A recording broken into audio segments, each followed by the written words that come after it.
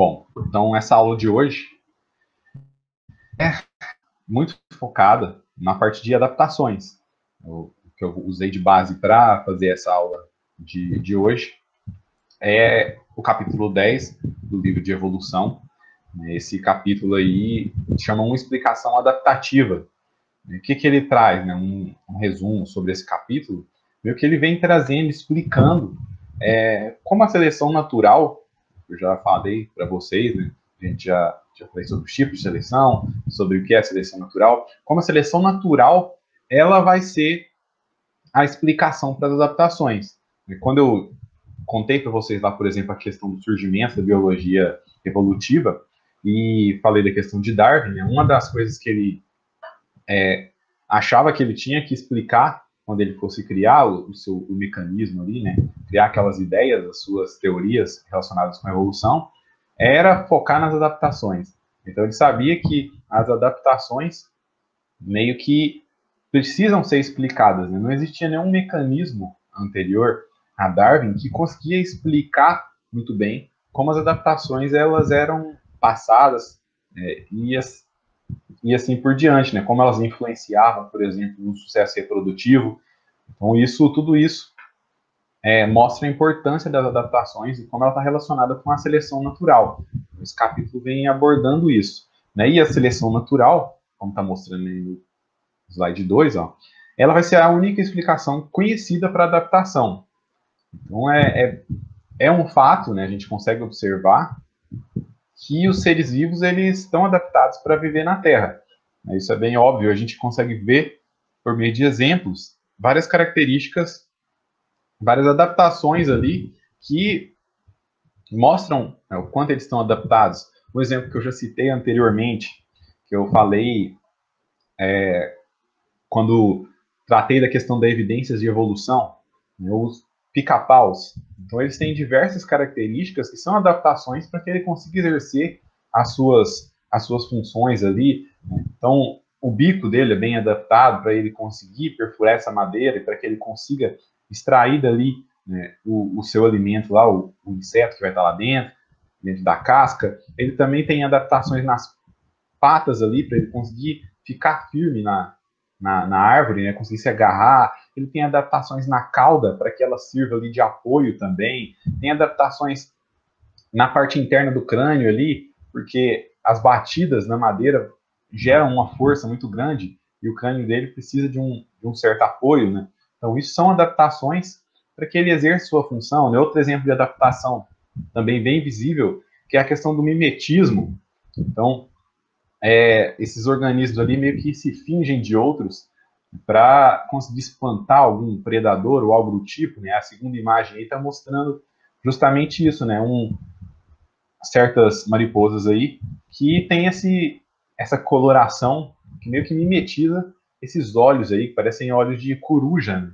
Então isso é uma forma também dela se camuflar ali, né? Tá escondida de determinados predadores, né? Conseguir assustar eles. Um outro exemplo de adaptação, a gente pode tratar, como eu já falei também anteriormente, do vírus HIV, né, que a resistência a fármacos do HIV é uma adaptação também, né, uma das evidências da evolução, uma das evidências que é possível da gente observar, a gente já conseguiu ver isso acontecendo. Então, como o HIV passa por esse processo aí de adaptação, passa por essa resistência, né, passa a ter essa resistência a certos fármacos. Então, isso seriam só alguns exemplos, mas diversos organismos vão ter outras adaptações, né? Eles vão ser bem adaptados ali para viver. E a adaptação foi um dos conceitos cruciais ali para a teologia natural. Né? O que é a teologia? Seria a teologia em si, o estudo, né, das questões relacionadas com Deus, né, com a religião. A teologia natural ela focaria nas propriedades da natureza. E a teologia natural estaria relacionada, explicaria essas propriedades, inclusive as adaptações, como sendo uma ação direta de Deus. Então, eles explicavam as adaptações como tendo sido criadas por Deus daquela forma para que elas conseguissem se encaixar naquele ambiente, né? E a teologia natural foi influente, né, como um modo de entender as adaptações da natureza. E a principal influência também dessa teologia era para demonstrar o argumento da existência de Deus, né, no chamado argumento do planejamento, que está entre aspas aí, ó, que seria essa questão, então, de que houve, né, um planejamento, então existia um ser sobrenatural aí, existia Deus, e ele criou todos esses organismos com todas as suas características, todas as suas adaptações, né, de uma forma planejada. Isso, a teologia natural acaba trazendo isso. Né? E o darwinismo diferencia dessa teologia natural, por quê? Né? Enquanto a teologia natural meio que foca nessa questão da adaptação por uma ação sobrenatural, o darwinismo vai explicar as adaptações por meio da seleção natural. Então, a seleção natural é um mecanismo que serve para explicar as adaptações. Isso diferencia essas duas. Né? Enquanto uma está nesse argumento sobrenatural, a outra explica de forma até detalhada como é o mecanismo que vai fazer essas adaptações. Né? Então, isso seria uma diferença fundamental, mas essas duas não são as únicas formas que tentam explicar as adaptações. Outras formas também foram utilizadas para fazer para isso, né, para esse fim. Por exemplo, o lamarckismo. Lembra quando eu falei para vocês também do surgimento lá da biologia evolutiva? Né, um dos primeiros a tentar explicar a evolução foi Lamarck. Jean-Baptiste Lamarck, ele teve suas ideias, né, apesar de não estarem corretas, não demonstrarem de uma forma clara um mecanismo, as ideias dele foram importantes, né, serviram para nortear uma busca por respostas. Mas esse lamarckismo aí, quando tentava explicar as adaptações aí, tratava da questão da herança dos caracteres adquiridos, ó. Então, as características que vão sendo adquiridas ao longo da história de vida ali de um organismo, elas vão ser passadas para a prole, né? Como assim? Aí a girafa, o exemplo clássico. Então tinha a girafa lá de pescoço mais curto, à medida que elas iam vivendo ali e se esforçando para conseguir alcançar o alimento mais alto, esse esforço dela, essas distensões no pescoço, iam fazendo com que elas, ao longo do tempo, conseguissem ter o pescoço maior. Então, essa girafa que, ao longo da sua história de vida, adquiriu essa característica, passou essa característica para a prole e assim por diante, até dar origem nas girafas atuais. Né? Então, essa seria o lamarckismo. Né? Então, ela teria alguns problemas, né? Não consegue explicar também essa adaptação, né? Visto que os caracteres não são passados dessa forma. Né? A história de vida ali não vai... A característica, né, hereditariedade, não vai produzir automaticamente essas adaptações.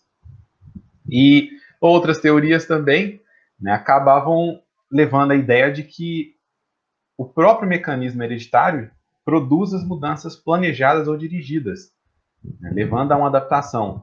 Então, isso também estaria errado. Né? Lembrem que as adaptações elas não são dirigidas. Né? Não vai surgir ali uma adaptação por conta de uma necessidade ambiental. As adaptações elas vão surgir ao acaso ou então elas já estão presentes ali naquela população. E ela passa a se sobressair, esse organismo passa a sobreviver, passa a reproduzir mais. Então, por isso que teriam problemas nessas explicações. E o problema também das outras teorias, né, mais especificamente da teologia natural e do lamarckismo, ó, então, um problema da teologia natural é que ela não é explicativa. Né? Como assim? Imagina o seguinte, a seleção natural, ela demonstra, ela explica como o processo funciona, né? O que vai acontecer para que aquela adaptação, né, esteja presente, se sobressaia, surja.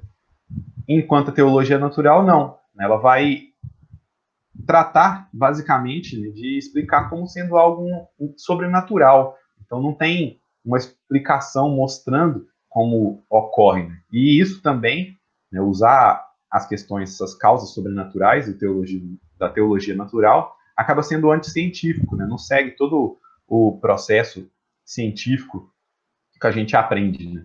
Que deve ser feito. E o lamarquismo, né, diferente da teologia natural, o lamarquismo ainda tem mecanismos que podem ser testados. E esses mecanismos que foram testados, eles mostram que os caracteres adquiridos, eles não são herdados. Não acontece essa passagem como o Lamarck imaginou. E também o lamarquismo acaba que ele não consegue explicar a evolução da adaptação, né, de onde veio o mecanismo adaptativo. Ele precisaria de um complemento aí que seria a seleção natural. A seleção natural é um mecanismo adaptativo, né, explica essa adaptação, como ela surge e assim por diante. Então, acaba que a seleção natural, por isso que ela vai ser, né, a única teoria atualmente científica disponível para adaptação, para explicar a adaptação, né, mas não para a evolução. Lembre que a evolução ela pode acontecer por outros processos, né, mas para explicar a adaptação, a seleção natural ela acaba sendo a teoria aí que é mais plausível, né, que consegue explicar. Mas uma das coisas também que acabou gerando muita controvérsia era que será que essa seleção natural ela explica todas as adaptações conhecidas? Será que ela tem esse poder de explicar todas as adaptações? Né? Quando a gente for pensar, a gente trata de adaptações mais simples, a gente consegue até visualizar como ela funcionaria. Né? Um exemplo seria na camuflagem. Né? Isso seria uma adaptação mais simples, que a gente consegue entender o processo ali de como a seleção natural vai acabar estando relacionada. Né? Um exemplo aí, ó, as duas mariposas que têm características diferentes, colorações diferentes. Então a gente consegue entender, por exemplo, que em determinados ambientes a mariposa mais escura ela vai conseguir se camuflar melhor, vai sobreviver mais, porque os predadores não vão achar ela. Sobrevivendo mais, ela vai reproduzir mais, vai aumentar a frequência desses indivíduos no ambiente. E a gente consegue entender também que em certos ambientes, essa mariposa branquinha aí vai conseguir sobreviver mais, vai conseguir reproduzir mais e assim por diante. Então, quando é um caso simples assim, a gente consegue entender e até explicar de forma bem clara, né, como a seleção natural acaba influenciando nessa adaptação. Mas o problema surge para explicar algumas características complexas, então que vão para que elas tenham a sua função hoje, por exemplo, elas dependem de muitos aspectos ali relacionados. Então isso gerou algumas discussões até como é que a seleção natural vai influenciar, por exemplo, em características que dependem de muitos aspectos. Por exemplo, né, uma estrutura que eu vou usar como exemplo mais para frente, mas já citando, imagina o olho. O olho humano, ele é uma estrutura muito complexa. Imagina o desenvolvimento, como foi para que essa estrutura se desenvolvesse, para que o olho humano ali, o olho de outros organismos, ele tivesse todas essas características. Então, isso seria um exemplo de característica complexa que acaba sendo também explicada pela seleção natural. Né? E a explicação de Darwin para essas adaptações complexas, vem trazendo o slide 7 aí, ó, seria o que ele chama de evolução gradual. Então, as adaptações complexas, elas evoluem por meio de pequenos passos. Então, vários passos, várias mudanças, várias alterações pequenas nas estruturas, né, ao longo de muito tempo, vão gerar aquela adaptação. Né? E a evolução ela tem que ser gradual, né? Porque ela vai exigir muitas mutações em várias partes, e se cada mutação surgir separadamente em diferentes organismos, em ocasiões diferentes, né, o processo vai acabar tornando mais provável do que surgir de uma vez uma estrutura muito complexa. Então, imagina se um olho, como eu disse, se de repente ele surgisse como uma novidade evolutiva. Né? Isso provavelmente não aconteceu. várias partezinhas pequenas ali foram se alterando e influenciando uma na outra, uma mudança bem gradual, de pequenos a pequenos passos, até formar aquela estrutura.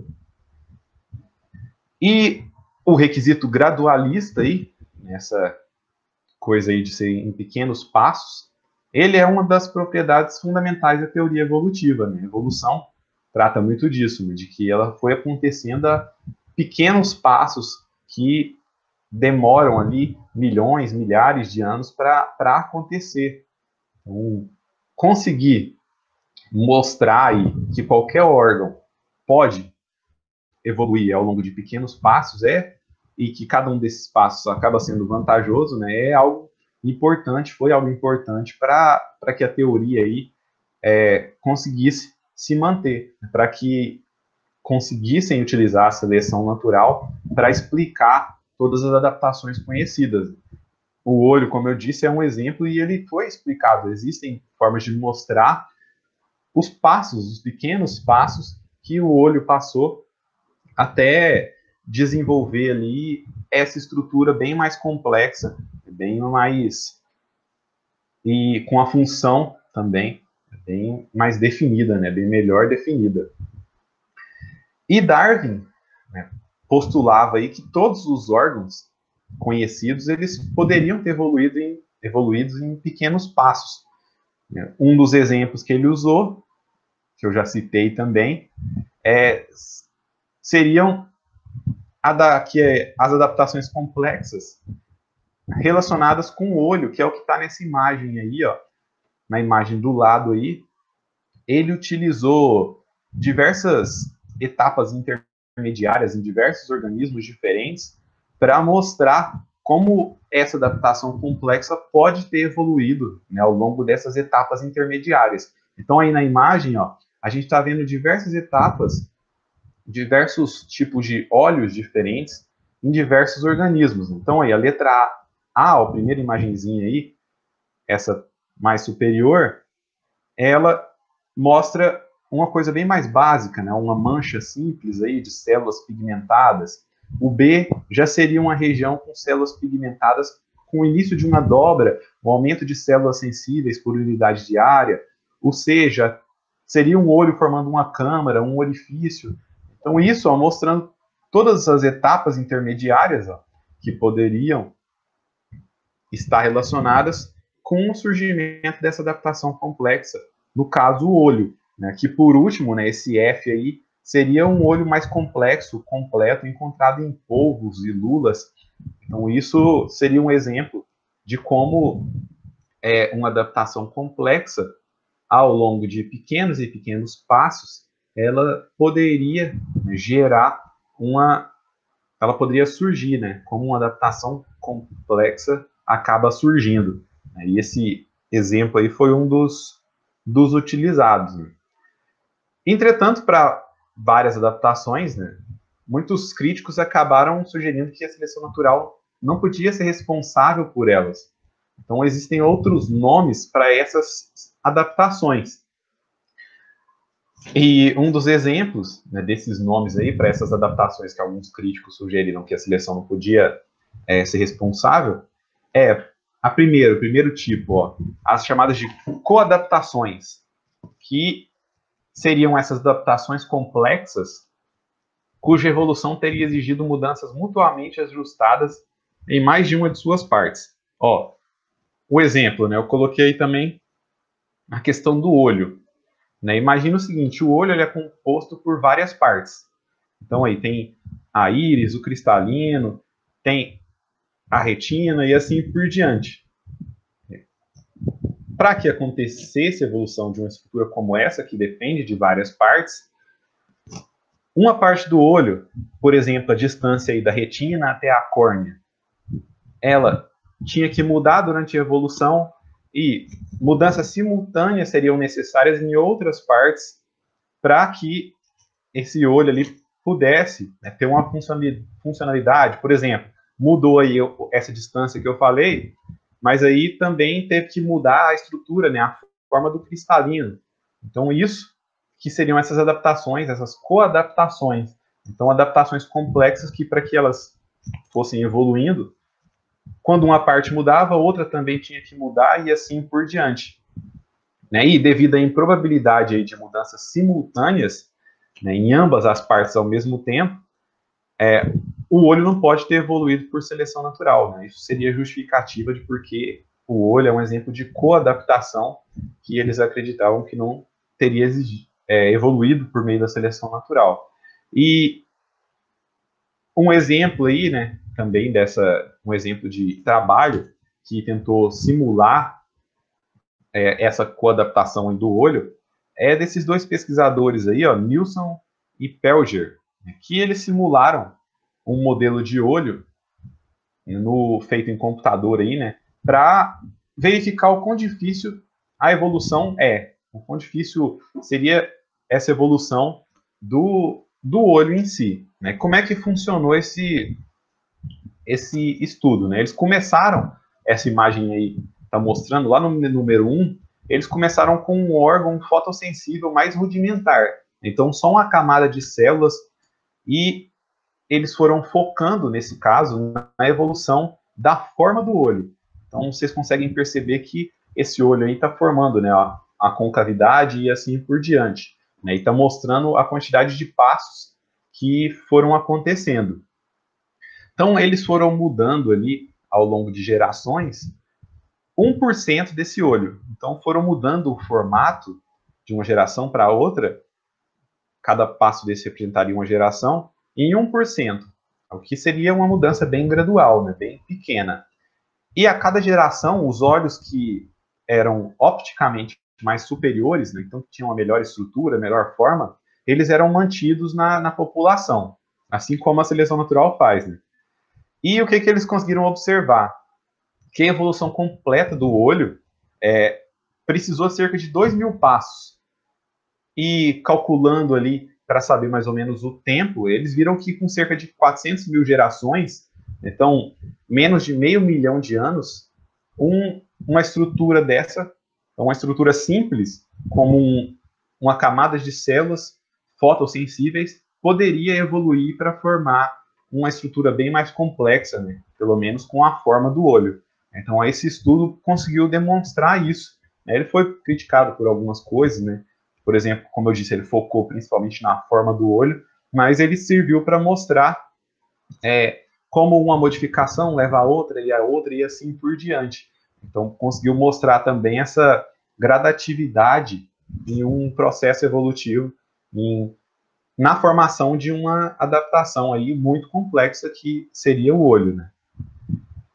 E uma outra denominação, ali eu falei das coadaptações, um outro tipo de adaptação que muitos críticos sugeriram que a seleção natural não podia ser responsável, seria umas que são chamadas de etapas rudimentares desvantajosas ou não funcionais. O que é isso? Imagina o seguinte, até uma estrutura ela se desenvolver completamente, ela vai ter que passar por diversos estágios. Então, estágios ali que, em alguns casos, pode ser que acredita-se que eles não eram vantajosos, eles não traziam vantagens. E o que a seleção natural sempre trata, né? Se uma característica não traz vantagem, ela vai ser, de certa forma, eliminada ali daquela população. Então, essas etapas rudimentares estariam relacionadas com isso, esses estágios intermediários que vão existir e que pode ser, né, segundo alguns, eles seriam desvantajosos ou seriam não funcionais. Né? E um exemplo citado era da questão das asas. Né? Então, as asas completas, elas têm uma utilidade, elas estão muito relacionadas ali, por exemplo, com o voo. Então, é uma estrutura que, no seu estágio final, ela traz muita vantagem. Né? A imagenzinha lateral seria o Archaeopteryx, que já é um organismo que tem essas asas bem desenvolvidas. Mas imagina o seguinte, será que, ao longo do processo evolutivo, uma pequena estruturazinha ali, que nem era uma asa completamente formada, ela teria utilidade? Ela teria uma função? Ela traria vantagem? Ela seria funcional? Então, isso foi uma das coisas que foram discutidas também, né? Mas imagina o seguinte, uma asa que pode ser mais curta ali, uma asa parcial, ela pode diminuir o choque em uma queda de uma árvore, ela pode servir para planar, igual alguns organismos acabam tendo. Então, pode ser que ela tenha função, né? Pode ser que a gente não saiba ainda também algumas funções que estágios rudimentares de certas adaptações podem ter, né? E em algo que pode acontecer, né? Alguns pesquisadores, para mostrar as etapas possíveis da evolução de um caráter, eles acabam descrevendo esses caráteres, mas sem alguns embasamentos, né? Descrevendo essas características, esses caracteres rudimentares, sem um embasamento, sem fósseis, por exemplo, mas principalmente para mostrar, para refutar, né, as sugestões de que determinados caracteres não podem evoluir. Mas isso seria, né, um outro exemplo aí de adaptação, né, um outro nome para algumas adaptações que alguns críticos acham que não podem evoluir por seleção natural. E como vão surgir, né, as novas adaptações? Então, as novas adaptações elas vão acabar evoluindo de características, de variações que já são pré-existentes na população. Então, na teoria de Darwin, não vai ter um processo especial que vai produzir uma novidade evolutiva. Então, não vai ser de uma hora para outra que, por exemplo, uma estrutura vai surgir. Então, de uma hora para outra, um organismo que não tinha aquela estrutura, que não tinha um olho, na próxima geração vai surgir um organismo com olho, né? Então, isso não vai acontecer. Então, a evolução, como eu falei, ela está relacionada com essa questão de ser gradual. Então, ela vai ser gradualista, como está escrito aí, né? Então, arremete à continuidade entre todas as formas de adaptação, ou seja, mudanças graduais vão produzir novidades. Então, ao longo do tempo, cada pequena mudança, cada pequena alteração vai gerar ali, pode fazer surgir algo novo. Então, o efeito cumulativo de muitas modificações pequenas, essas mudanças graduais, pode ser tal que faça surgir algo novo. Então, não tem uma etapa distinta que uma característica vai passar a existir. E as novidades, então, elas vão evoluir por modificações de estruturas que já existem, que estariam lá naquele organismo, né? Por exemplo, lá, mais uma vez, né, falando do olho, o que aquele trabalho mostrou, né? E inicialmente, de uma camada de células fotossensíveis, é essa camada de células que passaria ao longo do tempo por pequenas modificações até fazer surgir algo novo, né? Até fazer com que surgisse essa estrutura. Então, as novidades evolutivas vão surgir de estruturas pré-existentes.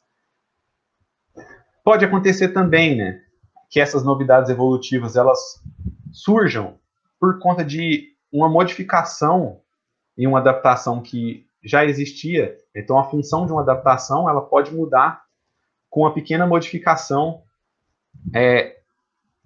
Um exemplo disso, as penas.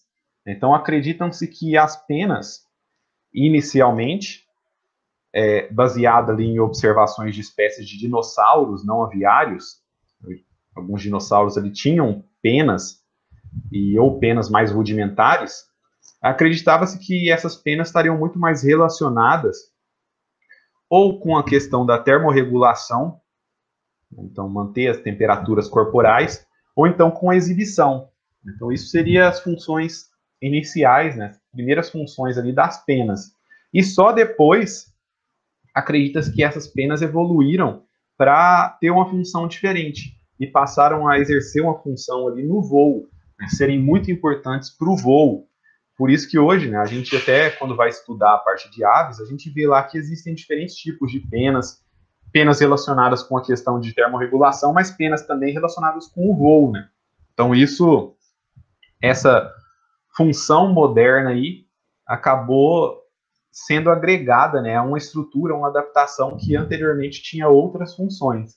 E essas adaptações que mudam aí de função, elas são chamadas de pré-adaptações. Então, as pré-adaptações vão ser essas estruturas capazes de originar alguma nova função com uma pequena mudança estrutural, né? O que foi o caso das penas aí, surgiu essa nova função do voo em uma estrutura que tinha outra função anteriormente. Uma nova adaptação também, ó, ela pode evoluir por conta da combinação de partes não relacionadas.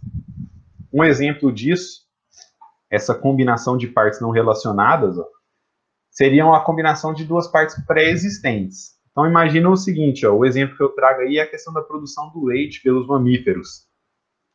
Então, o leite ele vai ser uma característica basicamente dos mamíferos, né? E ele vai ter grandes quantidades de lactose, e para produzir essa lactose, eles desenvolveram, né, os mamíferos desenvolveram uma nova enzima, que é a lactose sintetase. Nessa imagem, ó, aqui, a lactose sintetase estaria aqui. E essa lactose sintetase, essa enzima, ela é formada por duas partes.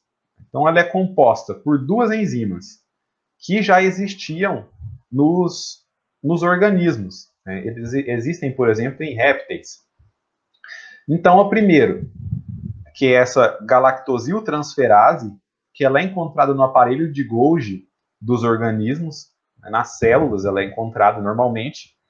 E a outra enzima é a alfa-lactoalbumina, que é uma enzima que é relacionada com a defesa antibacteriana de vertebrados. Então, essas duas partes já existiam nos organismos, e a combinação dela acabou gerando uma novidade, que foi essa lactose sintetase, que vai ser responsável por produzir essa lactose, né, por produzir esse açúcar aí, que é muito encontrado no leite. Então, isso seria um exemplo, ó, o surgimento de uma nova adaptação, que no lado dessa enzima aí, que no caso é essa enzima aí, servindo para produzir uma outra substância. Né? E um outro exemplo disso também, ó, de uma nova adaptação evoluindo pela combinação de partes não relacionadas, é a questão da simbiose. Então, quando eu trato de plantas com vocês, eu tratei de plantas, eu falei da questão da endossimbiose dos cloroplastos, né? De cianobactérias, no caso, que depois passaram a ser os cloroplastos, essas organelas. Então, isso seria um exemplo também de uma combinação de duas partes, né? E não só os cloroplastos, mas também as mitocôndrias, né? Acredita-se que elas seriam organismos livres ali que passaram por esse processo de endossimbiose e passaram a fazer parte das células, então sofrendo, né, gerando, passando a ser uma nova adaptação aí, através de uma combinação de duas partes não relacionadas. Entretanto, né, que eu falei de adaptações como se elas fossem sempre, né, muito bem adaptadas, né, repetindo a palavra, mas em alguns casos as adaptações elas não vão ser perfeitas. Então, existem condições, existem muitos aspectos aí que os projetos aí, essas adaptações, elas vão ser imperfeitas e por diversas razões isso pode acontecer. Né? E essas imperfeições vão acabar acontecendo porque as variantes genéticas vão sendo mantidas na população, aumenta a frequência de certas variantes e, embora o processo de seleção natural ele opera em direção ao melhoramento, ele nunca vai ter um fim, né? Nunca vai chegar à perfeição. Então, isso seria um dos motivos, né, que existem essas adaptações imperfeitas na natureza. E um dos motivos aí, ó, seriam as adaptações que podem ser imperfeitas por conta devido ao espaço de tempo. Né? O que seria isso? Né? Um exemplo. Muitas plantas elas vão produzir frutos para induzir os animais a atuarem como agentes de dispersão. Então, elas produzem frutos adaptados com diversas características que vão atrair diferentes animais, que servem para proteger a semente contra a destruição do sistema digestivo do animal, que serve para permanecer no intestino de um animal por um certo tempo. Então, o fruto vai ter características específicas ali para que ele possa ser disperso. E ao longo do tempo evolutivo, as plantas elas foram se adaptando, elas adaptaram os seus frutos, né? Essa seria uma coevolução, elas foram tendo esses frutos adaptados aí aos animais que existiam ao redor, que existiam naquele ambiente. E isso fez a fauna mudar, fez a fauna evoluir, coevoluir em relação a esses animais. Só que o que acontece? Como a seleção natural demora para acontecer, depois de uma grande mudança na fauna, vai ter um período ali em que essas adaptações, por exemplo, as adaptações dos frutos, elas vão ficar obsoletas, né? Vão estar adaptadas a essa fauna anterior. Um exemplo aí que a imagem mostra é dessa planta aí, a Crescente alata, que ela é encontrada na América Central, na região da Costa Rica. E essa região é uma região que a fauna pré-histórica ela era formada por grandes herbívoros. Então tinha preguiças gigantes, tinha ursos gigantes, que são animais que estão todos extintos atualmente. Mas essa árvore aí, ó, a gente pode olhar o fruto dela, né, são frutos muito grandes, né, são frutos duros, que esses animais gigantes conseguiam se alimentar deles. Hoje em dia, como não tem mais esses animais, esses frutos acabam estando obsoletos, né? E muitos deles não conseguem ter a dispersão da forma correta porque não existem mais esses animais, né? Isso seria uma adaptação imperfeita por conta do espaço de tempo. Outra imperfeição, ó, nas adaptações pode ser em virtude das restrições ligadas ao desenvolvimento. O que seria isso? Ó? E a definição? Uma restrição ao desenvolvimento é um desvio na produção de fenótipos variantes ou uma limitação na variabilidade fenotípica, causados pela estrutura, caráter, composição ou dinâmica do sistema do desenvolvimento. Né? Imagine o seguinte, essa restrição ao desenvolvimento. Uma planta, ela tem ali uma possibilidade muito maior de desenvolver uma diversa quantidade de ramos. Por quê? Porque as características genótipas dela ali permitem uma variação do fenótipo de diversas formas. Então, isso seria um dos exemplos. Agora, vertebrados, a gente pode falar que o genótipo ele é meio limitado para uma certa variação de fenótipo. Então, não vai acontecer ali, por exemplo, o surgimento em um ser humano de um terceiro braço. Geralmente isso não vai acontecer, né? Por quê? Porque isso é uma restrição ao desenvolvimento. Né? Existe uma restrição ali na produção de certos fenótipos por conta do genótipo existente, pela estrutura, pela composição, pela dinâmica do sistema de desenvolvimento. Então, isso seriam restrições ao desenvolvimento que podem causar uma imperfeição adaptativa. E um outro exemplo seriam essas restrições históricas que podem causar imperfeição adaptativa. Como assim restrições históricas? Então, essas restrições históricas estariam relacionadas, por exemplo, com o desenvolvimento. Surge uma característica ali, né? Uma característica que se desenvolve num ancestral e ela não vai desaparecer e surgir de novo. Ela vai sendo modificada ao longo do tempo. Né? Lembra que as novidades evolutivas vão surgir assim. E um exemplo que eu trago para vocês aí, eu vou até colocar o card de um vídeo. Tem um vídeo mostrando uma girafa sendo dissecada e mostrando esse nervo. Né? O exemplo desse nervo laríngeo aí. O que tem esse nervo laríngeo? Ó, o nome dele meio que já fala um pouco com o que ele está relacionado. Né? Ele é um nervo vago e ele vai ser importante ali para se ligar à laringe. Né? A laringe vai estar nessa região aí da cabeça. Então, esse nervo vai surgir lá no cérebro e, no caso de alguns animais, por exemplo, aqui um exemplo, o tubarãozinho aí, ó, esse nervo vago, ele surge, esse nervo laríngeo, quer dizer, ele surge, e ele faz um caminho bem mais curto até onde ele tem que ir, que seriam os arcos branquiais. Já em mamíferos, quer dizer, esse nervo laríngeo, ele vai surgir lá no cérebro, vai descer até uma região, vai dar uma volta num arco lá do coração e depois vai voltar para a laringe. Né? Então, isso seria uma restrição histórica. Né? Então, um acidente histórico aí, digamos, né, como está escrito, que posicionou os ancestrais em uma direção e que mais tarde tornou-se a direção errada. Né? Assistam um vídeo que eu vou colocar o card aí, dessa girafa sendo dissecada, que mostra isso, né? Mostra esse erro, né? Erro, digamos assim, nessa imperfeição adaptativa. Né? E por que surge? Porque a seleção natural ela vai operar no curto prazo. E a cada passo ocorre como uma modificação do que já existe. Então, esse nervo surgiu nos ancestrais e ele foi sendo modificado aos poucos. Então, esse processo vai acabar levando a essas imperfeições aí por conta de restrições históricas.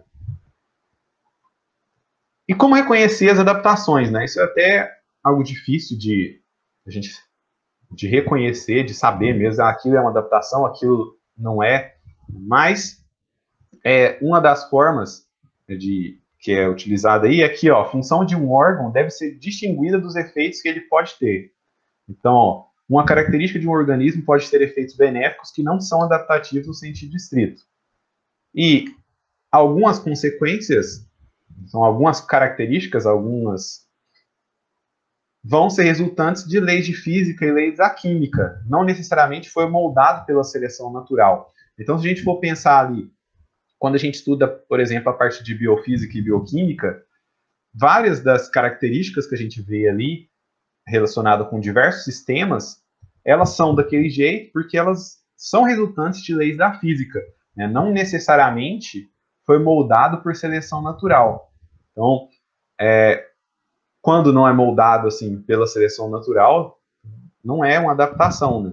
Um caráter ele só é uma adaptação enquanto a seleção natural continuar mantendo sua forma em populações atuais. Né? Isso seria uma forma de reconhecer essas adaptações. E também elas podem ser definidas por conta do que é chamado de planejamento inerente. Então, como sendo um projeto aí que a gente reconhece as adaptações como caracteres que são adequados para a vida no ambiente da espécie. Então, isso seria uma outra forma de conseguir reconhecer adaptações, né? Mas esse planejamento inerente, ele nem sempre é um critério objetivo e ele pode ser amplamente aplicado. Então, isso seria um dos problemas de reconhecer adaptações dessa forma. E também a gente pode reconhecer adaptações, essa é uma das que a gente mais discute, principalmente quando a gente fala de seleção natural, que é reconhecer adaptações com relação à viabilidade reprodutiva. Lembra que eu falei para vocês das 4 condições para que aconteça seleção natural. E em 2 delas, falava de quê? De variações. Né? Uma de variação presente na população e uma dessas variações, elas influenciarem na reprodução, no sucesso reprodutivo. Então, variações aí, adaptações, elas podem ser reconhecidas, né, com relação a essa viabilidade reprodutiva. Então, podemos citar a questão do valor adaptativo, que vai definir as adaptações por medidas do sucesso reprodutivo. Então, se uma característica está influenciando no sucesso reprodutivo, para mais ou para menos, ela provavelmente vai ser uma adaptação. Isso seria uma outra forma de reconhecer essas adaptações, né? Mas isso também é um pouco difícil, né, a parte de reconhecer por meio dessa viabilidade, porque na natureza, em muitos casos, é difícil conseguir medir o sucesso reprodutivo, porque ele pode estar relacionado com vários outros fatores também, né? Mas é uma das formas de reconhecer as adaptações. Então é isso, essa parte das adaptações que eu quis trazer para vocês, né, o capítulo 10 do livro lá de evolução, ela trata basicamente disso. Então, como eu já falei, né, as adaptações vão ser muito importantes, vão estar muito relacionadas com a seleção natural, todos aqueles tipos lá, os 3 tipos que eu falei para vocês. É por isso que é muito importante entender o que é adaptação, qual o processo, de como elas surgem, como são mantidas. Espero que tenha ficado claro. Qualquer dúvida, manda mensagens lá na sala de interação e bons estudos aí.